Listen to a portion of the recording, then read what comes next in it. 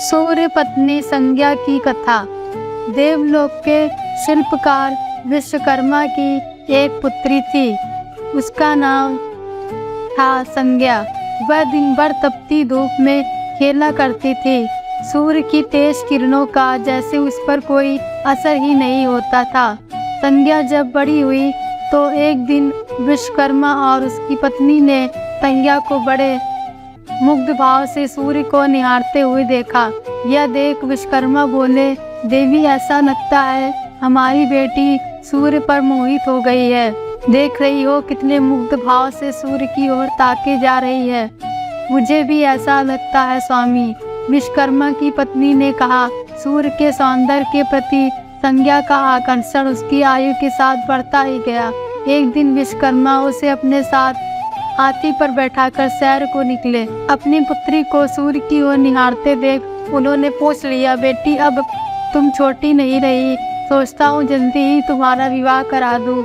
बताओ किस देव को तुम चाहती हो? पिताजी, आकाश में सूर्य से बढ़कर कोई तेजस्वी नहीं है। संज्ञा ने उत्तर दिया, ठीक है, हम सूर्य के साथ ही तुम्हारा विवाह करा देते हैं। विश्वकर्मा बोले और अपनी पुत्री को लेकर सूर्य के पास पहुँचे। उन्होंने अपनी पुत्री की इच्छा सूर्य देव को बताई तो उन्होंने उनका प्रस्ताव सहर्ष से स्वीकार कर लिया। बोले, अब आपकी पुत्री मेरे साथ विवाह करना चाहती है, यह मेरे लिए सौभाग्य की बात है, पर इससे ये तो पूछ लो कि क्या यह मेरा ताप सहन भी कर पाएगी? विश्वकर्मा संज्ञा को एक और ले गए और उनसे पूछा, सूर्य देव का उत्तर तुमने सुन लिया बेटी, अब बताओ सहन कर लोगी या ऋतु में उनका ताप? हाँ पिताजी, संज्ञा ने बड़े विश्वास के साथ कहा। कुछ ही दिन बाद संज्ञा का विवाह सूर्यदेव के साथ हो गया। संज्ञा सूर्यदेव के साथ उनके लोक चली गई। पति के साथ संज्ञा के दिन सुख पूर्वक बीतने लगे। फिर उनके यहाँ एक पुत्र पैदा हुआ जिसका नाम रखा गया मनु। अनेक ऋषि मुनि बालक को आशीर्वाद देने आए। यह बालक ज्ञानियों में भी ज्ञानी होगा। ऋषियों ने भविष्यवाणी की, आशीर्वाद सच निकला। जब वह कुछ बड़ा हुआ तो ऋषि मुनियों से शिक्षा ग्रहण करने निकला। सूर्यदेव और संज्ञा को अपने बेटे पर गर्व था। वे बहुत ही प्रेम से अपने बेटे का लालन पालन करते थे।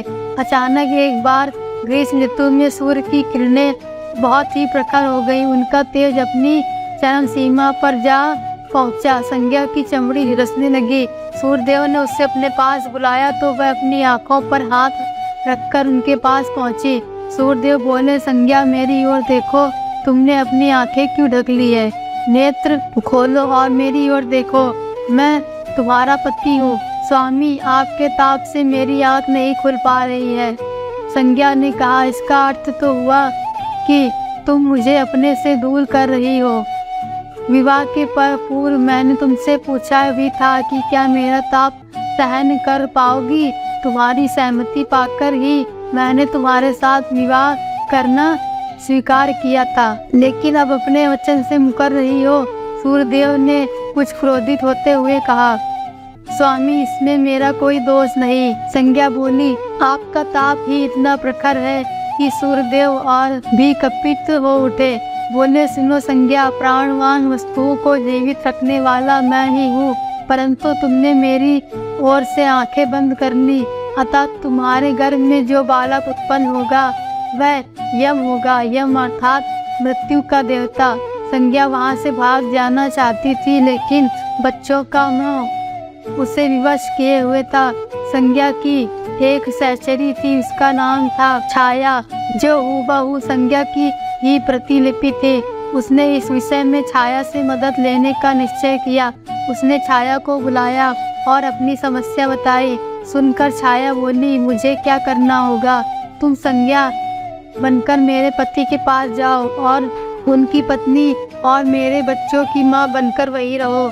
संज्ञा ने कहा, उन्होंने मुझसे पूछताछ की तो कहना मैं संज्ञा हूँ, भेद मत खोलना, यह सब मैं करूँगी, लेकिन मेरी एक शर्त है, सूर्यदेव कभी मुझ पर बिगड़े या श्राप देने लगे तो मैं सारा भेद खोल दूंगी। छाया ने कहा, ठीक है छाया, अब जाओ और मेरे बच्चों को संभालो। तुमने मुझे बहुत ही कठिन काम सौंपा है संज्ञा, फिर भी मैं भरसक प्रयत्न करूंगी। छाया बोली, और वहाँ से चली गई। उसके जाने के बाद संज्ञा सोचने लगी, मैं मायके जाती हूँ, माँ और पिताजी मुझे देखकर प्रसन्न होंगे, मैं कुछ समय वहाँ रहूँगी। परंतु पिताजी कहेंगे स्त्री की शोभा पति के घर रहने में ही है। ऐसे ही विचारों में उलझी वह मायकों को चल पड़ी। रास्ते में उसके मस्तिष्क में उलझने टकराने लगी। वह सोचने लगी, पिताजी जब मुझे लौट जाने को कहेंगे तब मैं जंगल चली जाऊंगी। संज्ञा अपने मायके पहुंची। पिता ने उसके का बड़ा सत्कार किया। बोले, आओ बेटी, सब कुशल मंगल तो है? इसलिए पिताजी, आपने ठीक ही कहा था, ग्रीष्म ऋतु में मैं सूर्यदेव का ताप सहन न कर सकी। संज्ञा कुछ दिन वहाँ सुख से रही। एक दिन पिता ने उससे कहा, संज्ञा, तुम्हारे आने से मुझे बड़ा हर्ष हुआ है, परंतु विवाह हो जाने के बाद स्त्री को मायके में अधिक समय नहीं रहना चाहिए। अब तुम अपने पति के घर जाओ, फिर कभी से हमसे मिलने आना। तुम मुझे बहुत प्यारी हो, किंतु पति का घर ही स्त्री का घर होता है, यही मैंने सोचा था। संज्ञा मन ही मन बोली और एक रात चुपचाप पिता का घर छोड़कर जंगल में चली गई। वह सोचने लगी, मैं सूर्य के सामने नहीं जा सकती, अतः घोड़ी बन जाती हूँ। उस रूप में मुझे कोई पहचान नहीं पाएगा। घोड़ी का रूप धारण कर संज्ञा तपस्या करने लगी। सूर्य के ताप की शक्ति को कम करने के लिए उधर छाया ने सूर्य के यहाँ जाकर संज्ञा का स्थान ले लिया था। सूर्यदेव ने उसे संज्ञा ही समझा। वे बोले, तुम लौट आई मेरे यहाँ, क्षमा कर दो स्वामी, मैंने अपनी दुर्बलता को जीत लिया है। छाया खेत भरे स्वर में बोले, संज्ञा, मैं तो कब का तुम्हें क्षमा कर चुका, अब घर की जिम्मेदारी संभालो, बच्चों का लालन पालन करो। सूर्यदेव ने कहा। छाया ने कच्छ में लेटे दोनों बच्चों पर निगाह डाली और घर की जिम्मेदारियां संभाल ली। छाया इस घर में सुखी थी। वह प्रायः सोचा करती, बेचारी संज्ञा, कितना अच्छा घर त्यागना पड़ा उसे, क्या वह कभी नहीं लौटेगी। समय पाकर छाया को एक पुत्र हुआ। पुत्र पैदा होने के बाद वह कुछ चिंतित रहने लगी। मुझे यह नहीं भूलना चाहिए कि मैं संज्ञा की छाया ही हूँ। छाया ने एक पुत्र और पुत्री को जन्म दिया। अब छाया का व्यवहार बदलने लगा। वह अपने बच्चों से तो प्यार करती, लेकिन संज्ञा के बच्चों को ताड़ने और उनके साथ दुर्व्यवहार करने लगी। मनु ने तो विमाता के व्यवहार को नजरअंदाज कर दिया, लेकिन यम को उसका व्यवहार खटकता रहा। माता छाया का यमुना बहन के साथ ऐसा व्यवहार करना उचित नहीं। वह अपने बच्चों के साथ तो कितना अच्छा व्यवहार करती है, हम भाई बहन से नफरत। एक दिन तो हद ही हो गई। छाया ने यमुना के बाल पकड़े और उसे डंडे से पीटते हुए बोली, कमबख्तो, मरते भी तो नहीं, मर जाए तो मेरा पीछा छूटे। जब छाया देर तक यमुना को पीटती रही तो यम से रहा न गया। उसने जाकर छाया का हाथ पकड़ लिया और गुस्से से बोला, बस माता, अब तुमने यमुना पर हाथ उठाया तो मुझसे बुरा कोई ना होगा। अच्छा, तेरी यह हिम्मत मुझे धमकी देता है। ठहर, आज मैं तेरे पिता से इसकी शिकायत करूंगी। छाया क्रोध से सिहर उठी। छाया ने तो इस डर से सूर्यदेव से शिकायत ना की, कहीं उसका भेद उजागर ना हो जाए। लेकिन यम और यमुना ने तंग आकर अपने पिता से उसकी शिकायत अवश्य कर दी। पिताजी, यह स्त्री हमारी माँ नहीं है।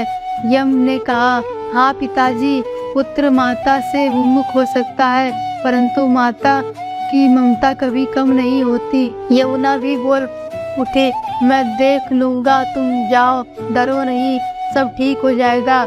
ऐसा कहकर सूर्यदेव ने बच्चों को धैर्य बंधाया, लेकिन बच्चों के जाते ही वे सोच में पड़ गए। बच्चे ठीक कहते हैं, ये अवश्य कोई मायावनी है। सूर्यदेव गुस्से में भरकर छाया के पास पहुँचे और उसके केस पकड़कर झकझोरते हुए बोले, सच बताओ तुम कौन हो, अन्यथा मैं तुम्हें कठोर दंड दूंगा। ठहरिए स्वामी, वैसे कांपती छाया बोली, मैं संज्ञा की छाया हूँ। वह आपकी देखभाल का भार किसी को सौंपे बिना नहीं जाना चाहती थी, इसलिए उसने मुझे आपके पास भेज दिया। वह कहाँ गई है? सूर्यदेव ने पूछा। अपने पिता के यहाँ। सूर्यदेव सीधे विश्वकर्मा के पास पहुँचे और उनसे पूछा, संज्ञा कहाँ है? वह तुम्हारे तेज से बचने के लिए मेरे यहाँ आई थी, विश्वकर्मा ने बताया, अब वह कहाँ है? मैंने ध्यान करके पता किया है कि उसने घोड़ी का रूप ले लिया है। वह जंगल में घूमती रहती है और तुम्हारे तेज को घटाने के लिए तपस्या कर रही है। विश्वकर्मा ने बताया, तो आप मेरा तेज घटा दीजिए, फिर उसे खोजने के लिए चलते हैं। सूर्यदेव बोले। विश्वकर्मा ने सूर्यदेव के तेज का 8वां भाग छांट दिया, जिससे उनका तेज घट गया। फिर वे संज्ञा को खोजने निकले। उन्होंने राहगीरों से पूछताछ की, तुमने इधर कोई घोड़ी देखी है? हाँ, एक विलक्षण घोड़ी को हमने नदी के पास विचरण करते हुए देखा है, राहगीरों ने बताया। उसमें विलक्षण क्या बात है? वह घोड़ी मानवी भाषा में बोलती है। देव, तब तो अवश्य ही संज्ञा होगी। सूर्यदेव बोले। सूर्य घोड़ी के निकट पहुँचे और कहा, संज्ञा, मैं सूर्य हूँ, तुम्हारा पति। अब ये घोड़ी का रूप त्याग दो। जब तक मेरी मनोकामना पूरी न होगी, मैं यह रूप नहीं त्यागूंगी। घोड़ी बनी संज्ञा ने उत्तर दिया, तुम्हारी मनोकामना तो पूरी भी हो गई। सूर्य ने कहा, सूर्यदेव ठीक कहते हैं बेटी। विश्वकर्मा बोले, मैंने इनके तेज का 8वां भाग काट दिया है। पिता से आश्वासन पाकर संज्ञा ने अपना घोड़ी वाला रूप त्याग दिया और अपने स्वाभाविक रूप में आ गई। वह हर्ष और विभोर से अपने पिता से लिपट गई और फूट फूट कर रोने लगी।